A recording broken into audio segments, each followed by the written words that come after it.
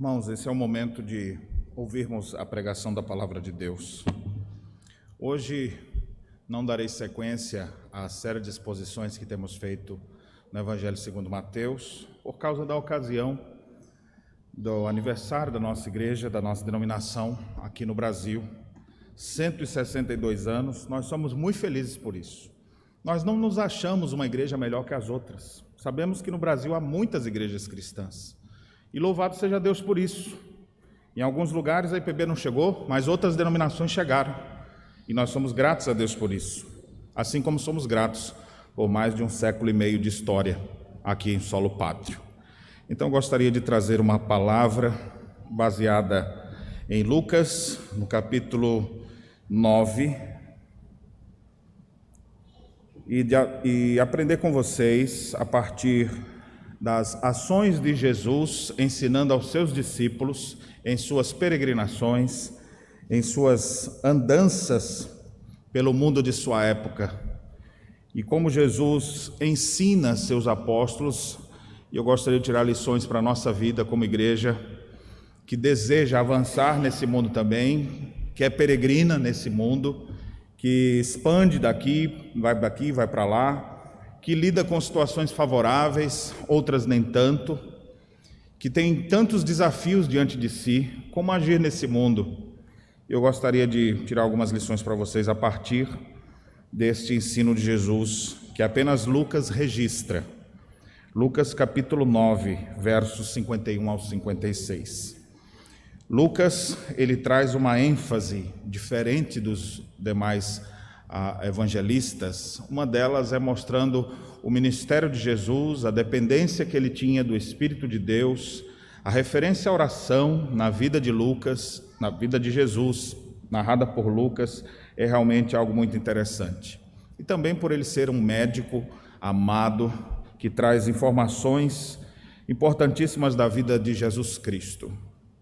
Esse texto, uma parte dele, existe uma variante textual, mas que não impede em nada, não muda em nada o sentido desta passagem. Então, aprove ao Senhor que chegasse até nós esse texto inspirado, autoritativo, que serve de instrução para cada um de nós. Diz assim o texto: E aconteceu que, ao se completarem os dias em que devia ele ser assunto ao céu, manifestou no semblante a intrépida resolução de ir para Jerusalém.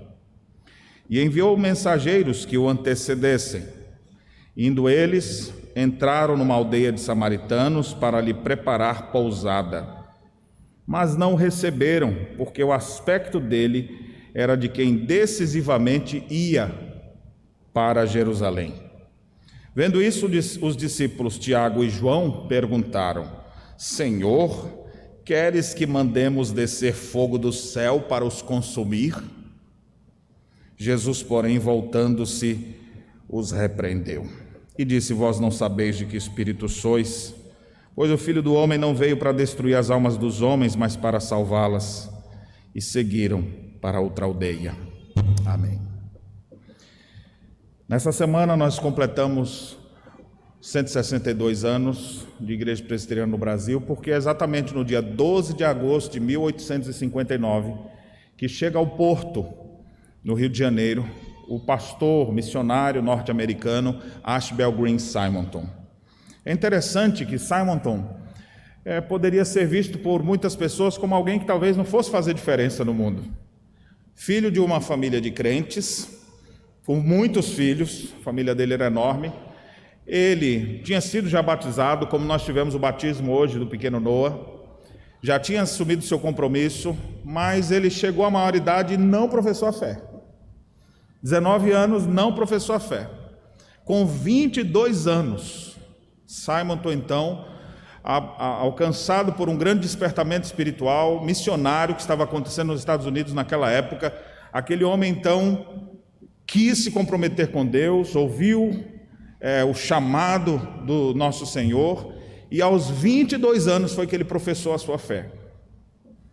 Professou sua fé na igreja presbiteriana inglesa, e desde cedo, e imerso nesse mundo, que era a época de grandes despertamentos, o avivamento, tinha um coração disposto a evangelizar, e com pouco tempo depois já se sentiu chamado para isso e foi enviado para o seminário de Princeton, onde então fez o seu curso, onde pôde aprender aos pés de grandes teólogos do passado, como Charles Hodge, que em uma de suas pregações o despertou para a obra missionária.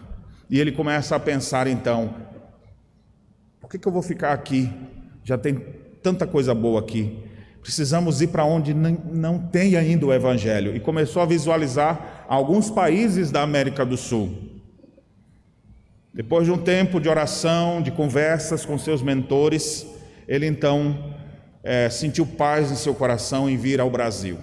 A missão então estrangeira o enviou para cá, e depois de vários meses no mar, onde já dentro do próprio barco evangelizava as pessoas que estavam se deslocando para aqui, aquele homem então chega aqui no Brasil no dia 12 de agosto de 1859.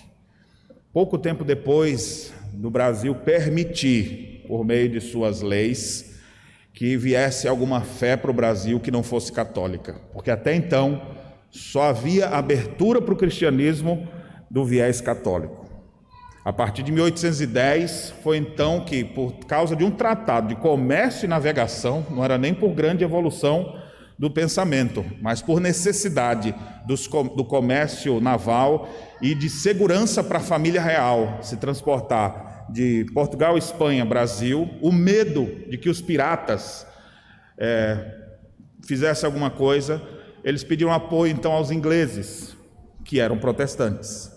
E a única condição dos ingleses, que era a frota marítima mais bem equipada e que sabia muito bem defender os mares, eles pediram então esse apoio com uma condição, que a gente possa desenvolver a nossa fé lá no Brasil. Não tinha outra opção, então foi permitido. Olha só, quando se trata de liberdade religiosa no Brasil, não aconteceu porque foi um grande pensamento, preocupado com todos, é porque não tinha outra saída. Ou a gente deixa eles entrarem, ou nós vamos morrer e ser destruídos pelos piratas no mar. E por causa do medo, então foi assinado um Tratado de Comércio e Navegação, 1810, permitindo então que outro tipo de fé, que não a católica, pudesse chegar ao nosso país. Todas as tentativas anteriores foram dizimadas com sangue, expulsos do Brasil, desde 1557 até essa data. A partir de então, com essa abertura, algumas igrejas começaram a chegar. Em 1810, os anglicanos ingleses, e outros mais foram chegando nos 50 anos próximos. Entre eles, os presbiterianos, através desse jovem, Ashbel Green Simonton, que chega ao Brasil. E começa logo preocupado em aprender a língua, em fazer cultos. Enquanto ele não sabe a língua, ele faz culto nos navios, com as pessoas daquela época, e num trabalho que todo o período dele no Brasil durou 8 anos apenas. Veio para cá solteiro, jovenzinho assim, parecendo um Arnaldinho. E o pior que a noiva dele, que ele não casou ainda, também chama Ellen, né? E aí vem para cá sozinho, muito observador. A gente percebe pelo diário que ele escreveu, que hoje é um livro publicado, o Diário de Simonton. A gente vê a piedade daquele homem, compromisso dele. Algumas coisas chamam a atenção você lendo o seu diário, como por exemplo, o amor que ele tinha para com as coisas de Deus, a inconformação com a sua própria espiritualidade. Ele nunca estava conformado, sempre em crises, querendo mais santificação, querendo mais consagração a Deus, pedindo isso constantemente ao Senhor. Mas também ele relata algumas coisas absurdas, tais como, foi no encontro de alguma igreja e lá via que os membros às vezes não eram muito piedosos. Havia alguns que consumiam álcool, outros que fumavam. Simonton olhava assim, que coisa feia que esse pessoal faz. Também é interessante que ele era admirador das belezas humanas, né? Ele não gostava de conversar com mulher feia e burra, mas ele gostava de conversar com mulheres bonitas, né? Olha o presbiteriano como é que é criterioso, né? Gostava de conversar com meninas bonitas e educadas, não com quem tem boca suja, com quem gosta de conversar de coisas triviais. Sabe, essa menina é muito superficial, não quero nem conversar com ela. E muitos desses relatos ele coloca, que foi num chá em determinado lugar e ficou muito admirado com tal pessoa, principalmente quando ela começou a explicar o que ela fazia. E outras vezes fala, olha, achei tão feio aquele pessoal de uma classe tão elevada, mas de uma moralidade tão baixa. Então você vê, apesar de jovem, comprometido, sabia julgar todas as coisas, sabia onde ir, onde não ir. É interessante que ele era, inclusive, numa época de grande segregação racial nos Estados Unidos, ele fazia questão de ir em reuniões, por exemplo, onde os negros se reuniam. E ele não fazia, porque tinha aquele negócio, aqui é igreja de brancos, aqui é igreja de negros, e aqui pode, aqui não pode, aquela coisa toda. E ele fazia questão de ir lá, apoiava os pastores, entendendo que a fé não tem cor e que nós não devemos fazer esse tipo de separação. Simonton, então, aqui no Brasil, teve muitas barreiras, muitas dificuldades, mas perseverou, pregando o Evangelho. Daqui a pouco converte uma família, converte-se outra família. Em 1862, então, ele registra em seu diário que ele organizou a primeira igreja presbiteriana do Rio de Janeiro. Imagine, numa época como aquela, não tinha nada de presbiterianismo, praticamente 2 anos e meio depois, já tinha a primeira igreja organizada em 1862. Foi uma grande alegria. E ele escreveu no seu diário assim: assim foi a nossa organização em Igreja de Jesus Cristo no Brasil. E no mesmo ano ele pôde voltar aos Estados Unidos, depois de já 3 anos aqui, vou tirar férias. Férias de missionário geralmente é assim, ele não tira todo mês, dezembro, vai para casa não. Ficava aqui vários anos, depois tirava uns dias para ir para lá. Quando ele chega lá, feliz para poder relatar para os pastores, né? Não dava para mandar isso por e-mail, não dava para mandar uma mensagem de WhatsApp naquele período. Então, vou lá participar da reunião do presbitério, falar com os pastores, dizer como está indo a obra no Brasil. Graças a Deus já temos uma igreja organizada. Quando ele chega, é o ano da morte da sua mãe. Ele não conseguiu vê-la de novo. Sua mãe já havia morrido. A tristeza tomou conta do seu coração, mas ele não desistiu de prosseguir em seus ideais e para aquilo que Deus o havia chamado. Embora ele ficou triste com isso, logo no ano seguinte, Deus lhe deu grande consolação, que foi quando ele conheceu a jovem Ellen Murdoch, com a qual se apaixonou, né? E se casou no ano seguinte, em 19 de março de 1862. 4 meses depois, então, ele volta ao Brasil. Nessa época, ele já está fazendo contatos, trazendo mais missionários, trazendo outras pessoas para vir para cá. Uma pausa aqui. Quando você lê o diário de Simonton, você vê que ele escreve, todo dia ele escreve alguma coisa, né? Depois que ele casa, ele passa alguns meses sem registrar nada. A gente entende, né? Eu estava muito tempo sozinho, não tinha tempo agora para ficar escrevendo. Antes tinha muito tempo para ficar escrevendo, agora tem que cuidar da sua amada Ellen. Ele se casa, voltam ao Brasil, então, e logo a sua esposa Ellen fica grávida, feliz agora, porque vai ter o seu primeiro filho. Contudo, Ellen, sua esposa, faleceu aos 30 anos por causa de algumas complicações de parto, poucos dias depois de ter nascido sua filhinha. E por isso mesmo, como é que ele vai criar essa criança? Acabou dando o nome da filha, o nome da sua esposa. E como ele não teria condições de cuidar da sua filhinha, ele então entregou a pequena Ellen para ser criada pela sua irmã Elizabeth, que já estava aqui também, casada com outro pastor, que já tinha chegado ao Brasil, o reverendo Blackford, que continuou o trabalho missionário aqui.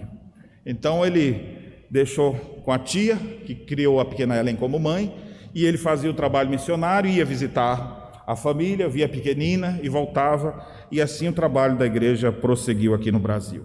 Ele fundou, para vocês terem ideia, o primeiro jornal da história, jornal evangélico chamado Imprensa Evangélica, que inclusive você pode ter acesso a todos eles, porque hoje eles já estão digitalizados e de livre acesso a todos que procurarem.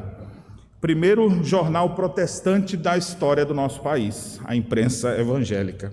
Também organizou mais 2 igrejas, em São Paulo e Rio de Janeiro, e criou então o primeiro presbitério com as 3 igrejas já existentes. Nós temos então outros ministros chegando até aqui, Mas Simonton não durou muito tempo. As enfermidades acabavam lhe atingindo.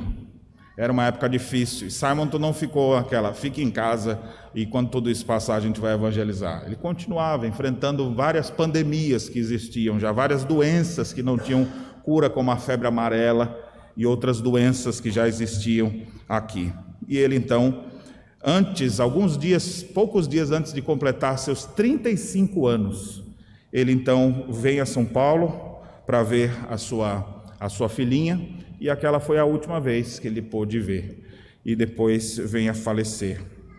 Eu, quando estudei em São Paulo, nos anos de 2000 a 2003, pude conhecer o cemitério dos protestantes, cemitério bonito, é bonito, alguns cemitérios antigos, né?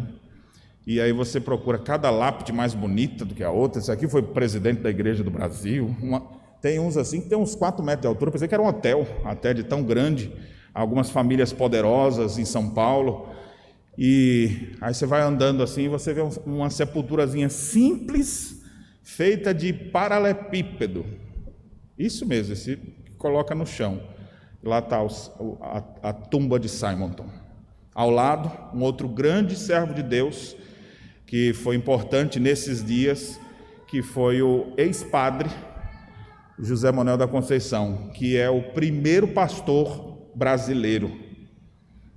E aquele homem, então, em crise com a fé, entre a fé protestante e a fé católica, acabou deixando de lado o catolicismo, abraçou a fé protestante e foi um grande desbravador, porque era um homem piedoso. Ele já era conhecido dentro da própria igreja, antes de romper lá, como padre protestante.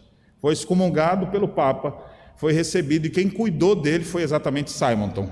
Quem viu essa pessoa trouxe para perto, junto aos outros pastores, trabalharam a vida dele, foi recebido, e era um homem muito zeloso, mas isso é história para um outro dia. A história do primeiro pastor presbiteriano brasileiro, que foi José Manuel da Conceição. Simonton, então, parte, um ministério meteórico, foi recolhido ao seu povo.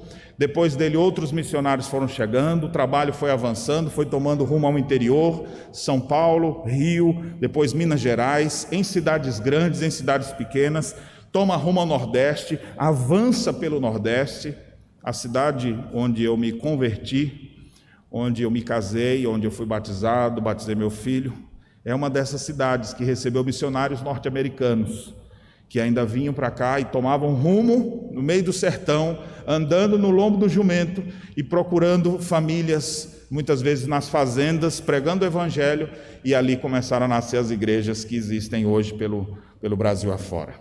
E assim, meus irmãos, a nossa igreja hoje está espalhada por todo o nosso país. Quem diria?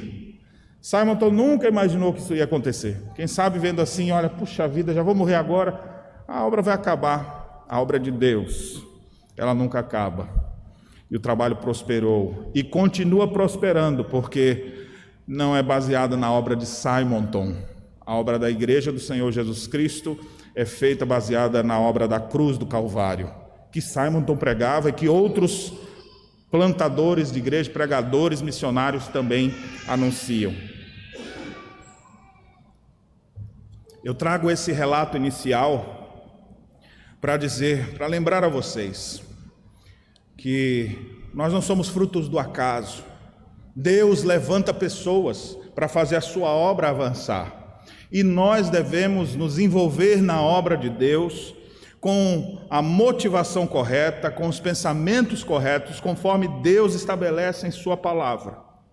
E o texto que nós lemos no início, que agora eu peço que você volte seus olhos para ele, no Evangelho de Lucas, é um texto que fala das nossas motivações, que fala do pensamento de nosso Senhor, das repreensões que Ele trouxe para a sua igreja, a fim de que a igreja não expanda na face da terra com pensamentos ou ideologias humanas, ou conforme alguém acha que é certo ou acha que não deve ser assim.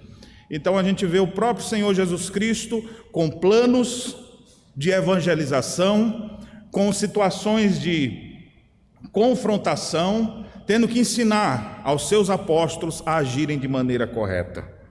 O texto, ele está num contexto exatamente onde Jesus Cristo pregou sobre a humildade, falando sobre quem seria o maior no reino dos céus, porque eles estão agora discutindo entre si, quem é o maior, quem é que sabe mais, né? E Jesus Cristo então diz: aquele que entre vós for o menor de todos, esse aqui é grande. Dizendo para eles: por que vocês estão querendo ser mais do que os outros? Vocês já viram que até hoje é assim? As igrejas querem uma ser melhor do que a outra. Por isso que eu estou dizendo, eu estou contando a nossa história. Não interprete a minha fala aqui, a minha alegria de fazer parte da igreja, mas porque o sentimento de gratidão não deve ser confundido com o de alta exaltação. Podemos ouvir muitas outras histórias de igrejas que foram plantadas no Brasil de forma saudável, no Brasil e no mundo. E graças a Deus por isso, porque se dependesse só da nossa igreja, a gente estaria muito longe. Nós não somos uma grande representação do povo evangélico em nosso país. Somos um pequeno grupo, em torno de 1.500.000 presbiterianos. Existem outras denominações, tem 15 milhões espalhados pelo Brasil, que chegaram bem depois. Então não estou aqui para comparar uma com a outra, apenas somos gratos a Deus pelo que Deus fez em nós e através de nós. E nós não devemos viver com espíritos equivocados, com pensamentos equivocados, conforme nós veremos.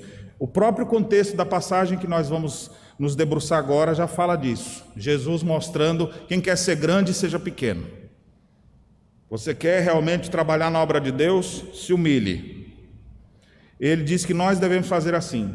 Uma outra passagem interessante, ainda dentro desse contexto, dos versos 49 a 50, gente que dizia: Senhor Jesus, aqueles homens não estão andando conosco, podemos lá proibir eles de fazerem? Jesus: calma, para que vocês vão fazer isso? Quem não é contra nós, é por nós, deixa eles fazerem o trabalho lá. Por que vocês vão ficar brigando entre si? Olha o mundo, olha o tanto de trabalho pela frente, vocês vão ficar agora se detendo a briga entre vocês com o universo, aqui, com o mundo todo, esse mar de gente para ir nessa direção. E logo após a passagem que nós lemos, nós temos então Jesus testando eles, aqueles que querem o seguir, dizendo que se alguém quer seguir a Jesus, deve ter os pensamentos corretos e não fazer isso de qualquer maneira, como alguns diziam: Senhor, seguir-te-ei por onde quer que fores. E Jesus diz: olha, as raposas têm seus covis, as aves do céu os ninhos, mas o Filho do Homem não tem onde reclinar a cabeça. Você quer vir mesmo? Pensa bem. Andar com Jesus não é uma coisa sem pensamento, é uma coisa séria. É isso mesmo? E outros diziam: permite-me primeiro sepultar meu pai. E Jesus: deixa os mortos sepultar os seus mortos. E ele finaliza essa parte dizendo: ninguém que tenha posto a mão no arado, olha para trás, é apto para o reino dos céus. Então é nesse contexto de trabalhar os seus discípulos, de mostrar que eles precisam ter humildade, de mostrar que eles devem ser proclamadores dessa mensagem, porque a igreja do Senhor Jesus é uma igreja missionária, ela é enviada para o mundo inteiro. E agora nós temos a passagem quando eles vão para a região de Samaria, e algumas reações acontecem lá. Vamos ver o que o texto nos diz. Observe, a partir do verso 51 agora. E aconteceu que, ao completarem-se os dias em que deveria ser assunto ao céu, manifestou no semblante a intrépida resolução de ir para Jerusalém. Pensa comigo aqui. Está chegando os dias. Quando fala aqui a referência à Assunção, é porque está chegando o tempo em que nosso Senhor Jesus Cristo vai ser traído, vai ser crucificado, vai ser morto, sepultado, e ao terceiro dia vai ressuscitar, e poucos dias depois será assunto aos céus. Então sua obra será completa. Está chegando os dias da culminação. Então, quando está próximo desse período, o texto diz uma coisa que é muito misteriosa até aqui para mim, né? Fico pensando o que você vai achar aqui.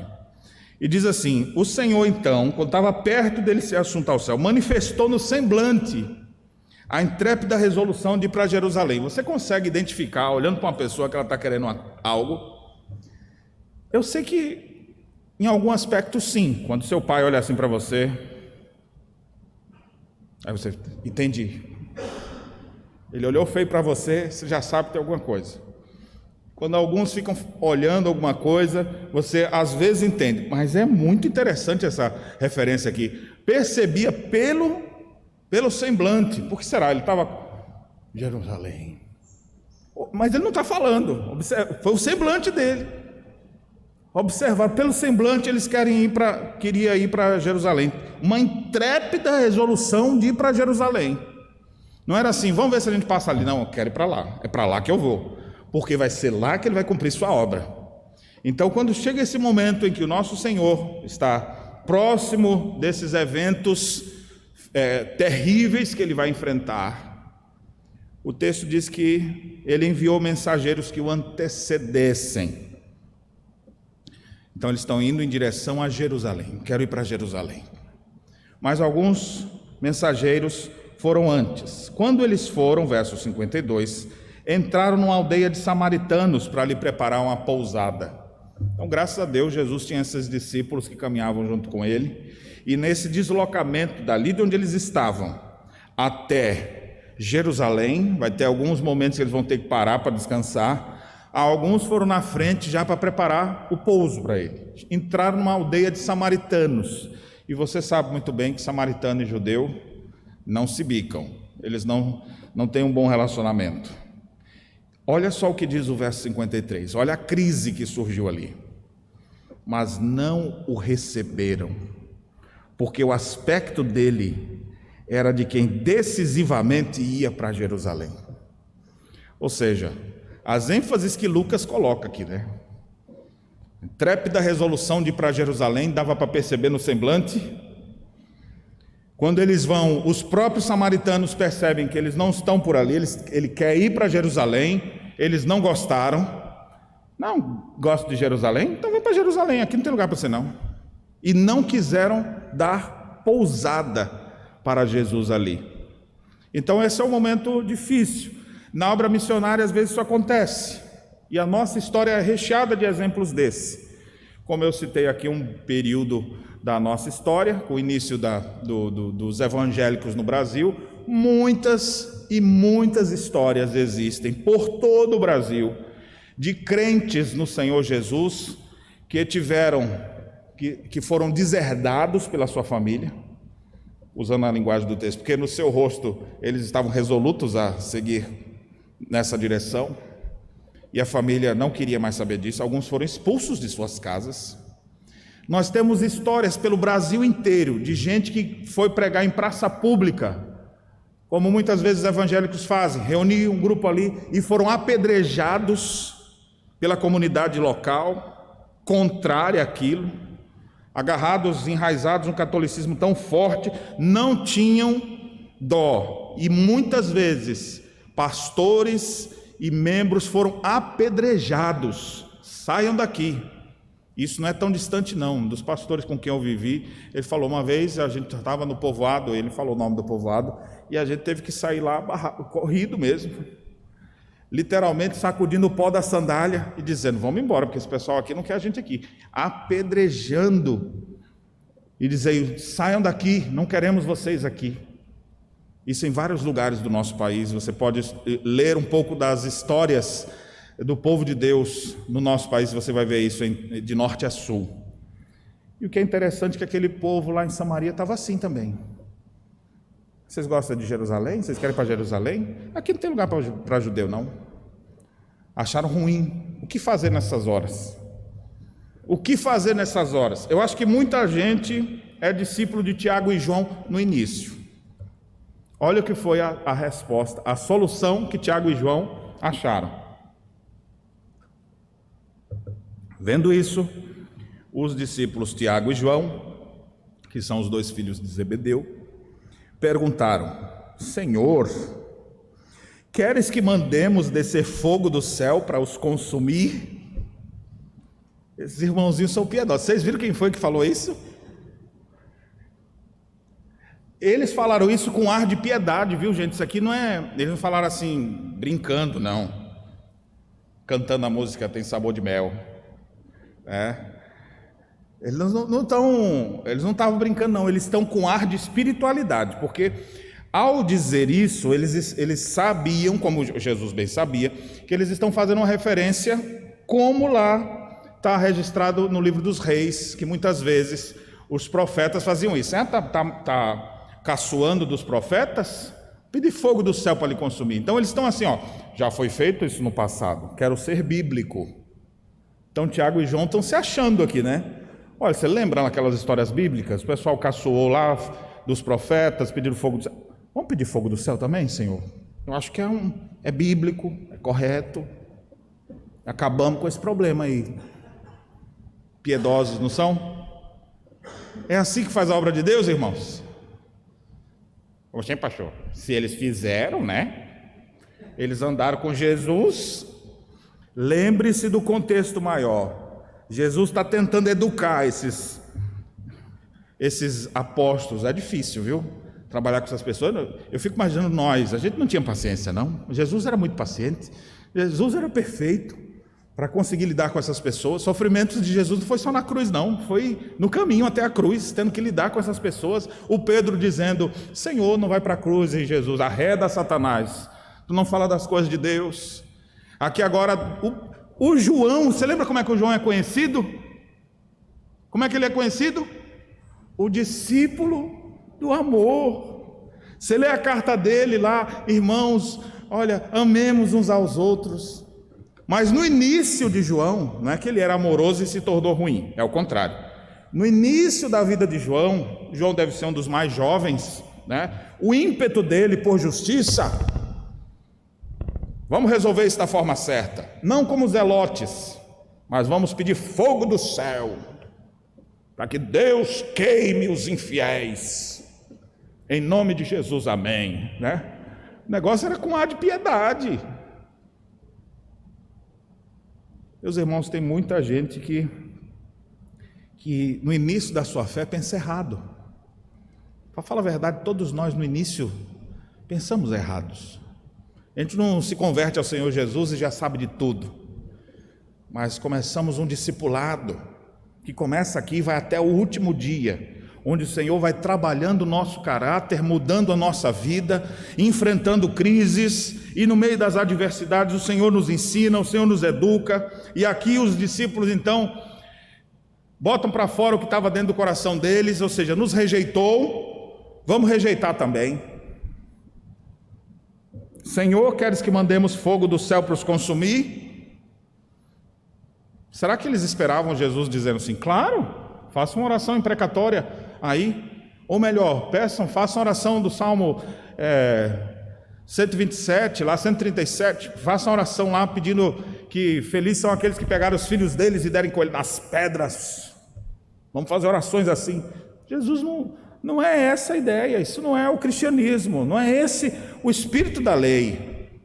O Senhor veio trazer isso e aplicar na vida das pessoas. Quantas vezes a gente começa na fé e a gente encontra um ou outro assim que começou agora e aí já vem com aquele ímpeto para algumas coisas e você vai precisar ir trabalhando a vida deles. Jesus está fazendo isso com aqueles discípulos.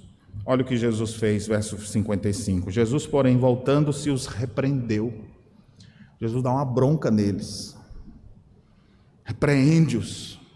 O meigo e dócil Jesus, que veio ao mundo para entregar sua vida em resgate de muitos, precisa repreender seus discípulos por causa de seus pensamentos equivocados, ainda que com um respaldo bíblico, dizendo, não, mas já aconteceu isso em outros momentos.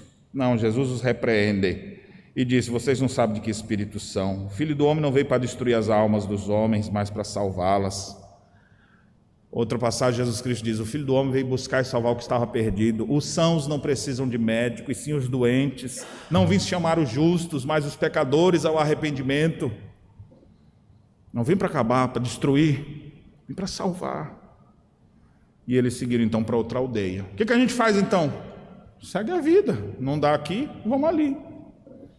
Tentamos por aqui, não deu certo, mas nós vamos seguir, porque nós vamos para Jerusalém, onde todos os eventos vão culminar com a obra da cruz do Calvário, que será a aplicação da doutrina importante que nos traz salvação, a doutrina da justificação pela fé, que ela é toda fundamentada nessa obra da cruz. Cristo que vai se entregar pelos nossos pecados, entregue por causa das nossas transgressões, ressuscitado para a nossa justificação e será então assunto aos céus. Meus irmãos, eu queria tirar algumas lições práticas aqui para nós, especialmente nesse dia em que nós estamos agradecendo a Deus pelos 162 anos de história. Nós precisamos entender a motivação certa de tudo aquilo que a gente faz. Queremos ver a igreja expandir, mas isso não pode ser de qualquer maneira, a qualquer custo. Não podemos ser direcionados pelo que é comum entre as pessoas, o que é de comum acordo, o que todo mundo faz. Os filhos do reino são chamados a viver conforme o caráter dos filhos do reino. O Senhor nivela por cima e não por baixo. Mas todo mundo faz assim, mas vocês vão fazer assim. Jesus Cristo está aqui. Primeira lição que eu queria aplicar para vocês é: nós não devemos ser regidos por aquele tipo de sentimento, de pensamento, que é assim, bateu, levou. Fez errado, vou descontar. Não é esse o espírito que nos rege. Não é essa a motivação da nossa igreja, dos filhos do reino de Deus. Não podemos caminhar assim. Mas fizeram errado comigo, eu também vou fazer. Por que você traiu sua esposa? Porque ele traiu primeiro. Por que você brigou? Desde casa, os irmãos brigando lá, o que foi que aconteceu? Ele que começou, eu só bati porque ele me bateu primeiro. Ou seja, desde pequeno nós somos guiados por essa infantilidade de ter que revidar na mesma força, e muitas vezes a gente nunca consegue na mesma força, né? A lei de Deus diz assim, olho por olho, mas se alguém ferir o seu olho, você é olho pelo corpo inteiro, né? Ninguém faz olho por olho, ninguém quer ser justo, todo mundo sempre revida muito pior. Olha aqui o que eles fizeram: receberam uma rejeição só. Aqui vocês não vão dormir. E qual é o revide deles? Fogo do céu. Não é um revide, vamos dizer assim, na mesma proporção. Meus irmãos, Cristo nos ensina a vivermos com motivações corretas. Você olha o sermão de Cristo no sermão do Monte, Mateus capítulo 5 a 7, ele trabalhando nossas motivações. Não é esse tipo de sentimento que deve governar a igreja. Aí a gente vê tantos movimentos acontecendo pelo Brasil afora, e a igreja, sem perceber, pode entrar nesses movimentos, achando que está certa ou que está errada, se envolvendo e misturando religião e política, por exemplo, e achando que estão fazendo coisas em nome de Deus. Meus irmãos, é só ler a história da igreja, não essa mais recente, mas você vai ver quantas vezes as cruzadas, as tentativas de conquistar um lugar, era tudo feito em nome de Deus. Mas que espírito é esse que está conduzindo vocês? É a vontade de Deus, vamos destruir os infiéis, bota a cruz da igreja lá na frente e vamos assim. E muitas batalhas eram assim, achando que se conquista as coisas assim. Não é essa a motivação da igreja. Não se planta igreja com motivações equivocadas. Não se vive cristianismo querendo revidar com os outros. O Senhor ensina: quem ferir tua face, volta a outra. Senhor, mas aí não dá. Isso aí é difícil. Ficou com raivinha no coração e já matou. Não, Senhor, aí não fica ninguém. Claro que fica. Os filhos do reino vão dizer assim: Senhor, eu não consigo isso, me ajude a ser um cristão como o Senhor quer que eu seja. Ele vai ver que nele mesmo não há condições para isso. Ele não vai revidar, ele não vai descontar com a mesma moeda, ou muitas vezes pior, mas ele vai ser regido pelo espírito cristão. E espírito aqui não é espírito não, viu gente? Ele vai ser regido com as motivações corretas, né? Senhor, me dá o espírito cristão. É a quarta pessoa da Trindade. O que é isso aí? Mas é ser regido com a motivação correta, ser guiado com as motivações corretas. Em 162 anos de igreja, nós precisamos avaliar tudo que já fizemos, e ao pensar no que vamos fazer pela frente, devemos fazer sempre com a motivação correta, porque Deus lida com nossas motivações antes mesmo das nossas ações. E a motivação que deve reger o povo de Deus é a glória de Deus. Eu vou fazer coisas que Deus seja glorificado. Quando eu pensar em qualquer coisa, isso glorifica a Deus, tal ação glorifica a Deus. Em termos práticos, você vai fazer uma resposta para alguém que lhe falou grosseiramente contigo. O cenário bem propício para isso é responder no Facebook, né? Alguns acham que é, claro que não. Ou responder no WhatsApp, em mídias sociais, e aí a pessoa faz um textão e o outro vai lá e toma o textão. Aí o outro irmão na fé ainda chega assim: gostei, jogou duro lá. Se fosse ainda falar pior. Muito bem, irmão. Né? Os irmãos com motivação errada. O que nós estamos fazendo? O que rege a sua vida?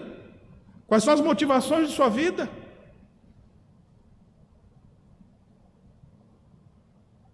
Estava conversando com um irmão esses dias, pastor, e às vezes a gente vai contando das nossas andanças e histórias de conversão, de gente, os que entram e os que saem da igreja. Aí falamos de um irmãozinho que estava passando um momento difícil, e naquele momento difícil ele vinha para a igreja, servia ao Senhor, contribuía, não perdia um culto. Deus abençoou e fez o comércio dele prosperar, botou mais 3 lojas, sumiu da igreja.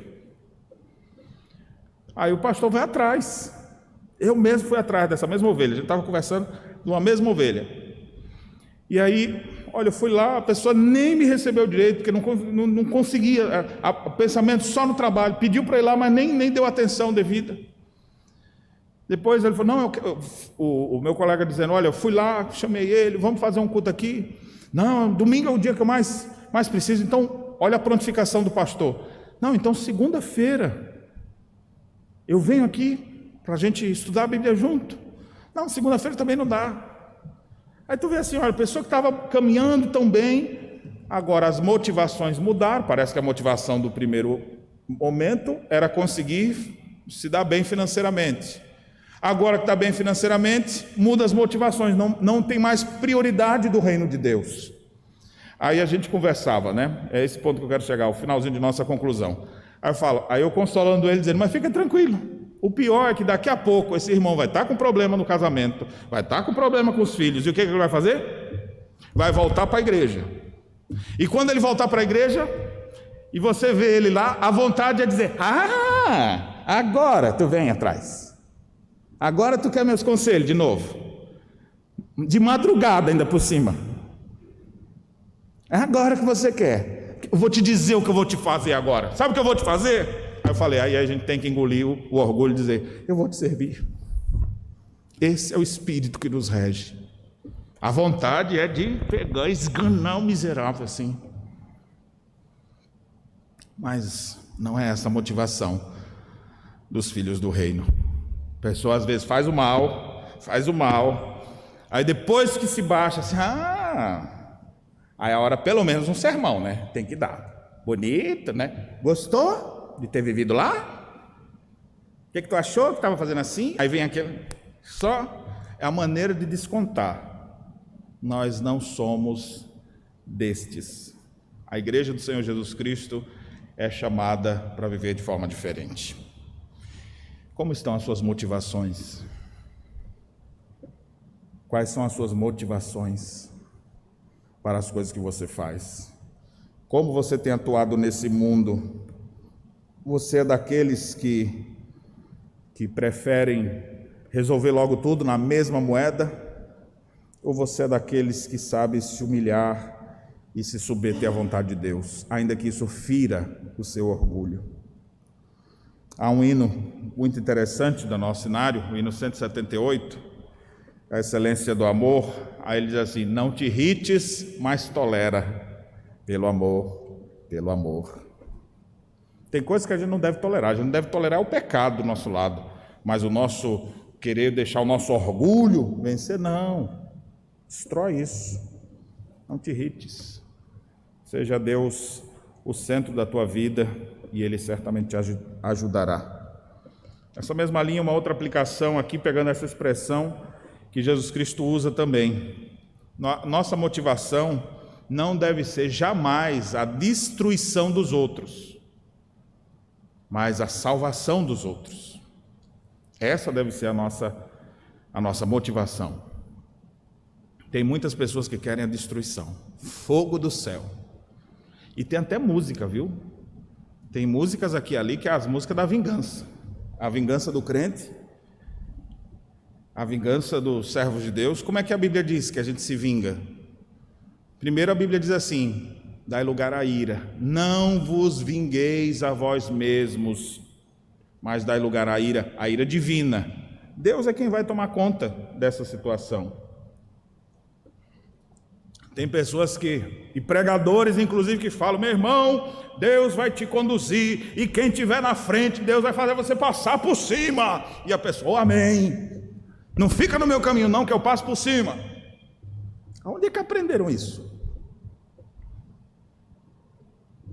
Aonde que a Bíblia manda fazer assim? Passa por cima de qualquer um, destrói a vida dos outros. Que cristianismo é esse? Ao celebrarmos nossos 162 anos no Brasil, a gente deve olhar para trás e dizer assim: nós viemos caminhando como?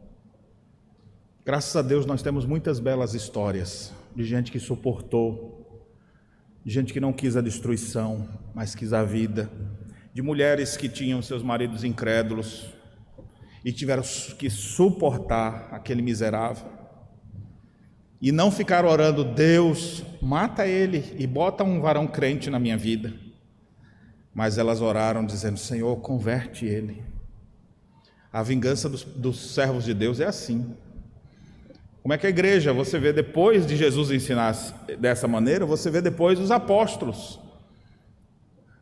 No livro de Atos, o registro de como a igreja orava: ó soberano Senhor, olha as ameaças que eles estão nos fazendo, olha os castigos que eles estão nos aplicando, queima, papai, destrói a vida deles.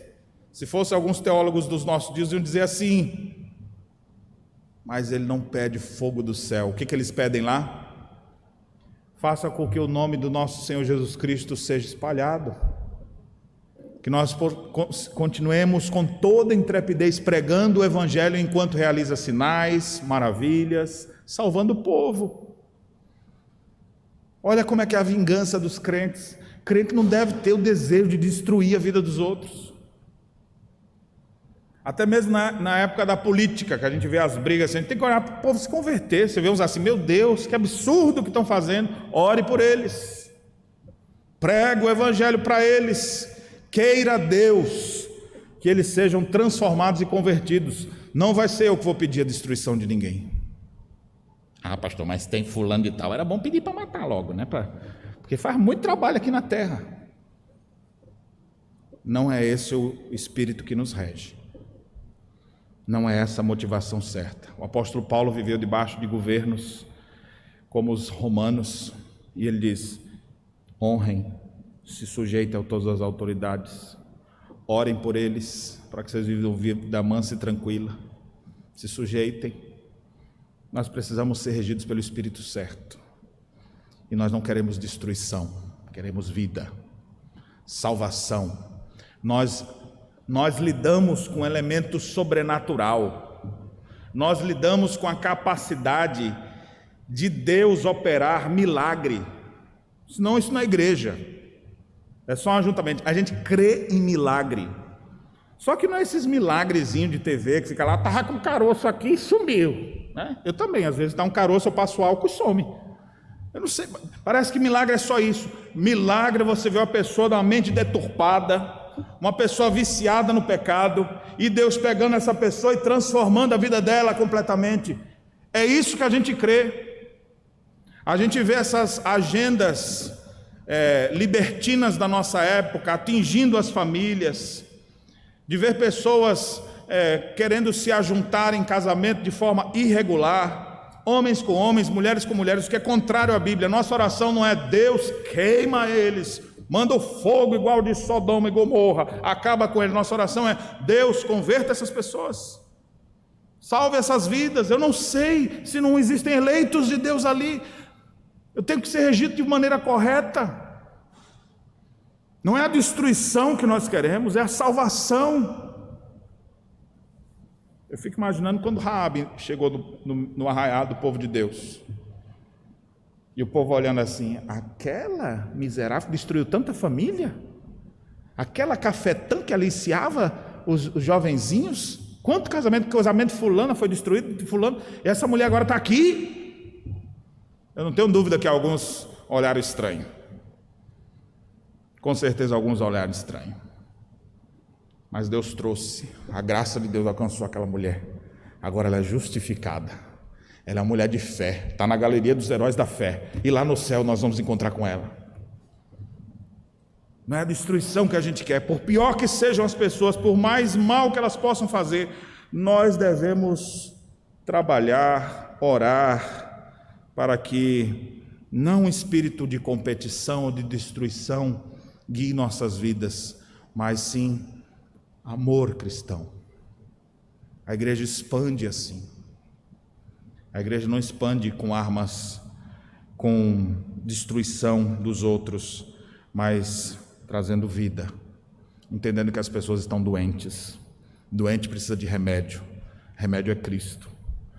As pessoas estão pensando assim dessa maneira errada porque elas não conhecem o Senhor Jesus. A gente tem que chegar no X do problema, no ponto nevrálgico da crise, e não só na superficialidade. Todos esses problemas acontecem porque essa pessoa não se converteu.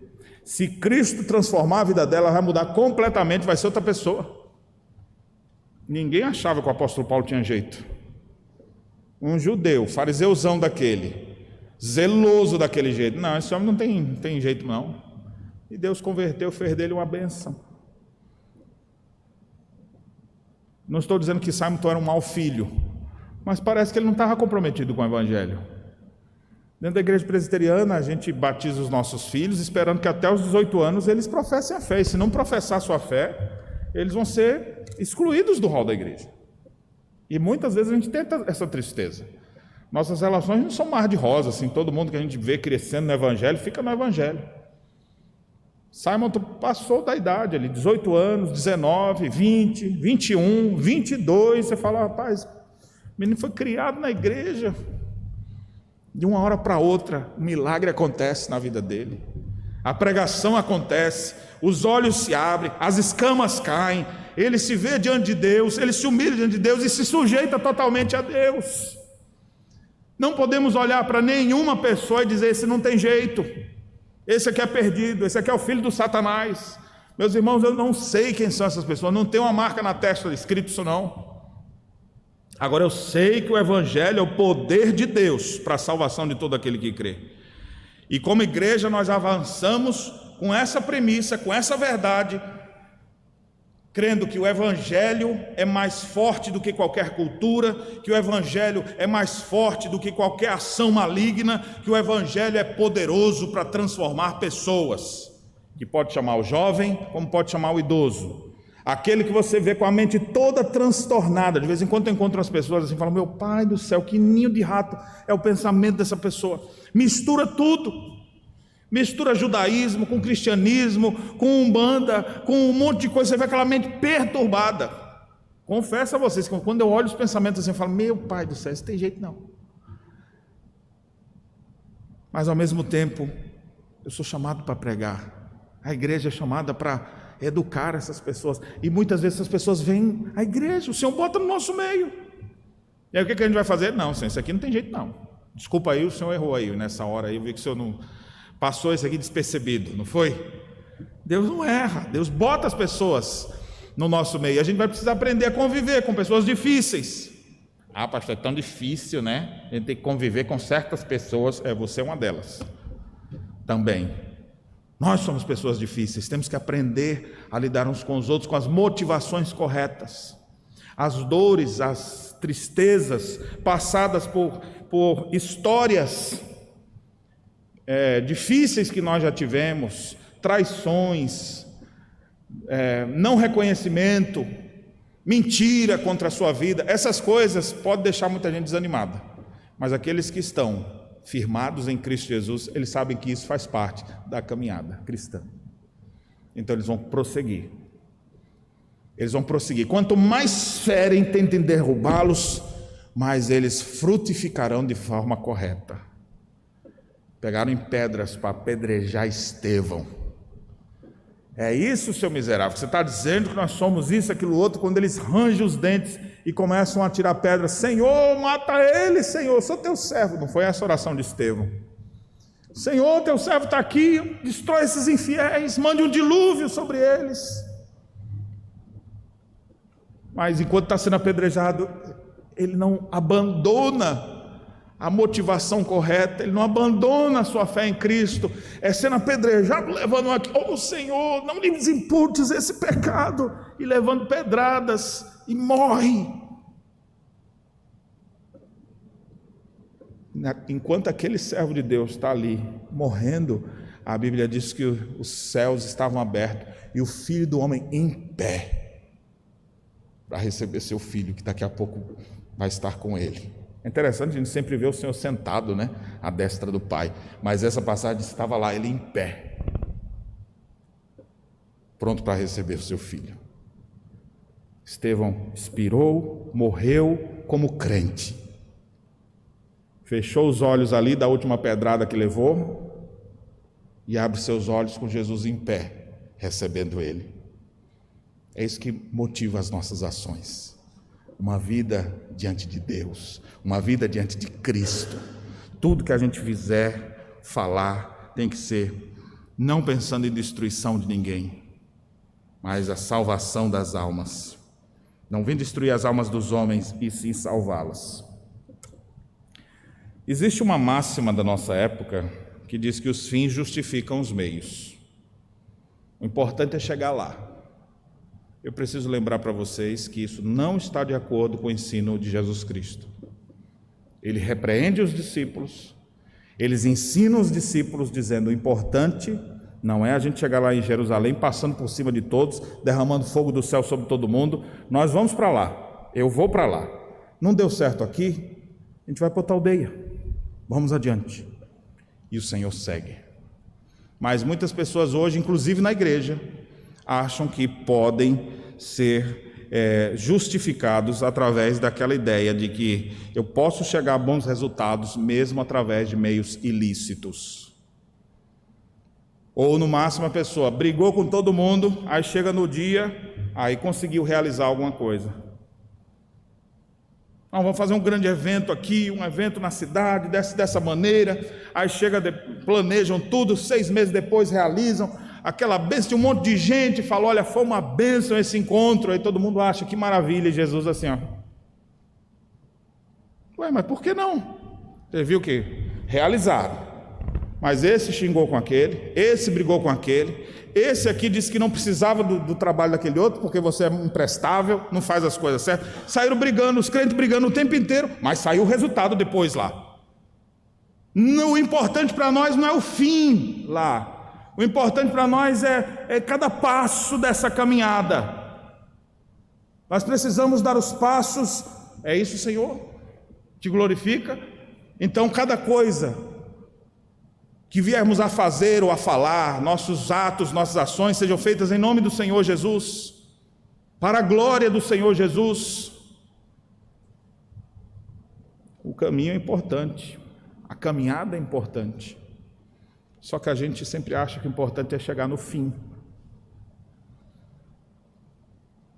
Eu contei isso aqui em uma outra reunião, e eu vou citar para vocês algo que eu pude falar para um irmãozinho nosso em seus momentos de agonia final, momentos antes dele morrer.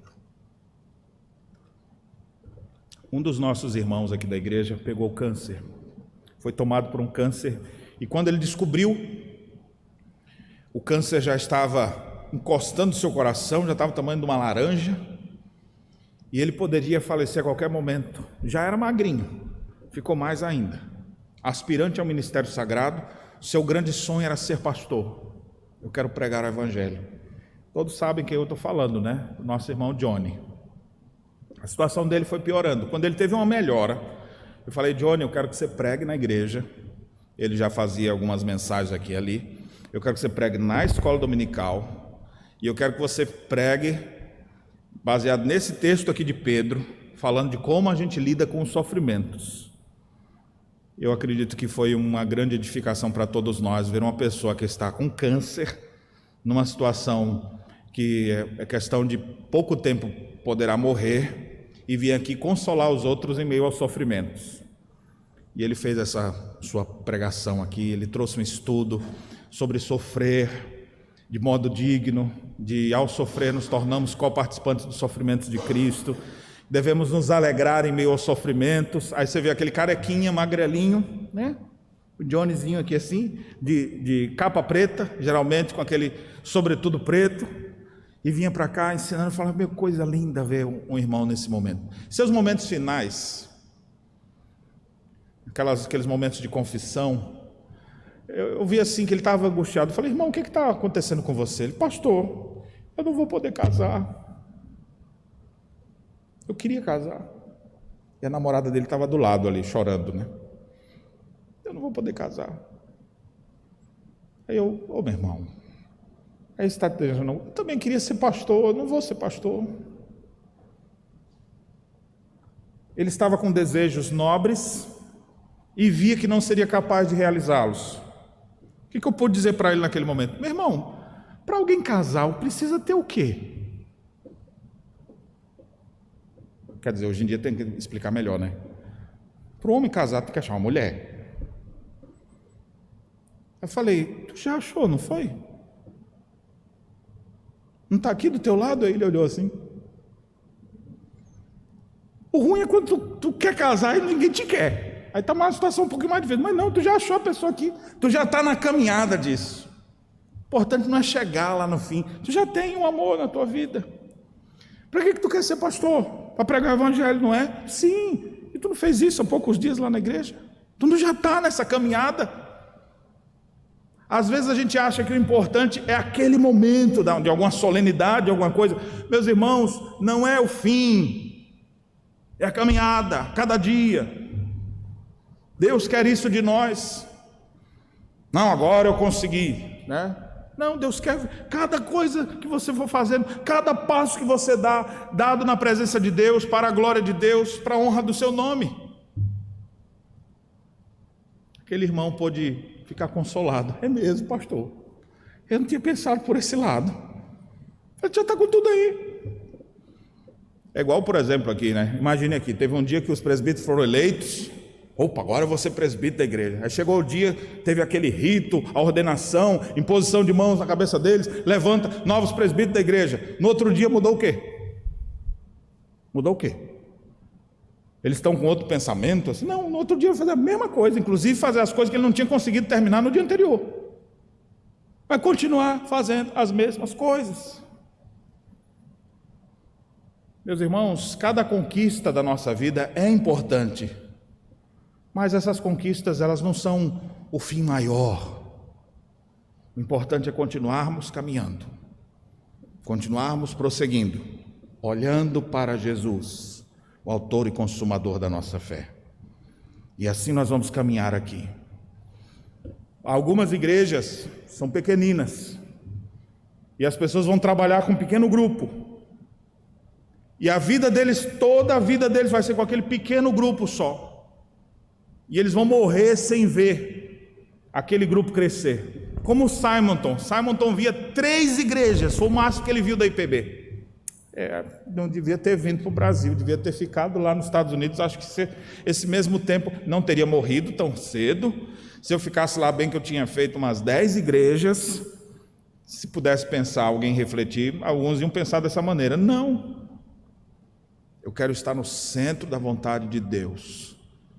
Se for para viver muito ou pouco, eu quero que cada um dos meus dias sejam contados na presença dEle, e quero agir com a motivação correta. Quero fazer algo olhando e recebendo o ok de Deus. É isso mesmo, prossiga, é nessa direção, do que eu seguir conforme os meus pensamentos. Muitas igrejas se perderam ao longo da história, se desviaram porque eles tiraram os olhos de Cristo e não quiseram mais a glória de Deus, preferiram a sua própria vontade. Meus irmãos, nós não somos regidos por esse tipo de sentimento. A igreja do Senhor precisa ter as motivações corretas. Quais são as motivações do seu coração? Naquilo que você faz, com quem você anda, onde você atua, no seu trabalho, na sua casa. Como são as suas motivações? Deus está mais interessado nisso do que simplesmente nas ações que você faz. Os outros podem até achar que a ação foi bonita, mas Deus sabe da motivação real do seu coração. Não sejamos como Tiago e João no início, mas eu sei que muitas vezes a gente age igual eles. Mas até para você há esperança, como houve esperança para Tiago e João, que vão crescer nesse discipulado com o Senhor, e nós vamos ver esse João, que gosta de revidar, depois dizendo assim: amemos uns aos outros, como Cristo nos amou. Cristo deu sua vida por nós, nós devemos dar a nossa vida pelos irmãos. E você vai vendo João o tempo inteiro: novo mandamento vos dou. Aí, novo qual que é? Amai-vos uns aos outros. Ele ensinando o amor, ele cresceu, ele aprendeu. Assim também é a esperança para cada um de nós. Ainda que já tenhamos agido com motivações equivocadas, Deus é poderoso para transformar nossas vidas e colocar motivações corretas para que vivamos para a glória de Deus nos próximos anos que tivermos de igreja ainda aqui no nosso país. 163 anos, 64, espero estar nos 200 anos. Será que eu vou estar nos 200 anos da IPB? Daqui a quantos? 38 anos? Vou estar velhinho, se Deus quiser aqui, né? Chegando aqui. Ô, irmãos, vamos fazer uma oração aqui com o pastor Daniel. E ele vem aqui todo careca, nariz maior do que o que é, a zoeira pendurada, né? Vindo orar com os irmãos. Que Deus nos conceda a graça de cada caminhada. Os meninos que hoje estão aqui na igreja, né? Pequeno Noah, quem sabe vai ser um presbítero da igreja, com 50 anos. Vai estar ali, ó, pastor da igreja. Os meninos de vocês aí, essas crianças, as menininhas aqui, as esposas dos presbíteros. Os jovens que estão aqui hoje assumindo a liderança da igreja. E a maioria de nós aqui já na glória do Pai, né? A igreja vai prosseguir. Quem vai fazer essa igreja avançar e crescer é o Senhor da igreja. Nós vamos trabalhar aqui com critérios bíblicos, com ações bíblicas, para a glória do seu nome, e não regidos pelo que os outros dizem, os sentimentos desse mundo, mas regidos pela palavra de Deus. Que o Senhor nos abençoe. Amém.